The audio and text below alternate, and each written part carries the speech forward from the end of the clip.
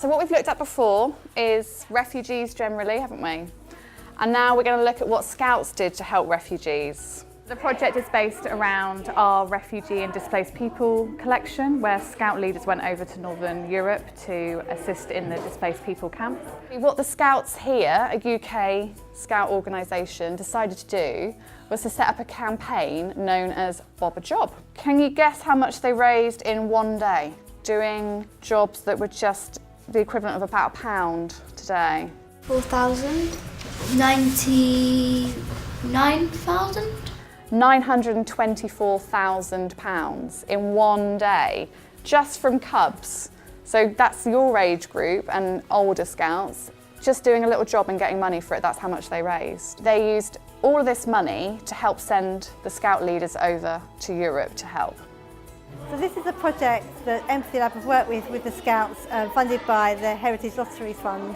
And it's all around using the artefacts in the Scouts collection to support children to really grow their empathy. At the moment we don't have a museum or a gallery space at all, so I think it's been great for us to engage audiences that we wouldn't normally engage with, but also to show our collection and really inspire other people in the stories of Scouting heritage.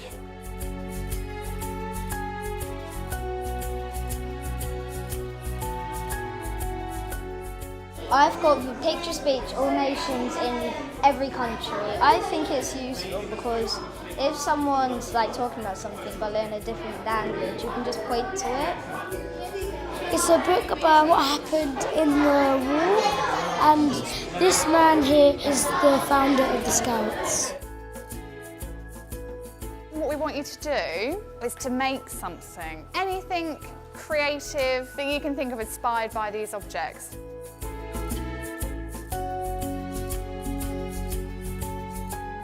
We've been learning about the refugees and Scouts, and we made a comic.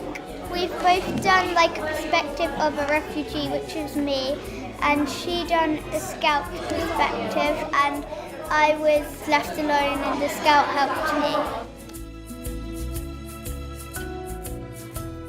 I decided to do a newspaper on a Scout, and it says, "The Scout who was a hero. This boy saved 200,000 refugees from the freezing cold."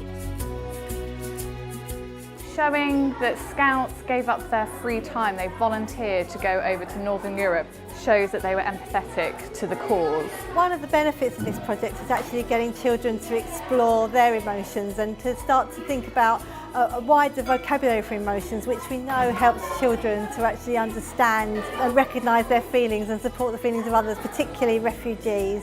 The project was very inspiring, and I think when I go home I'm just going to draw comics all day.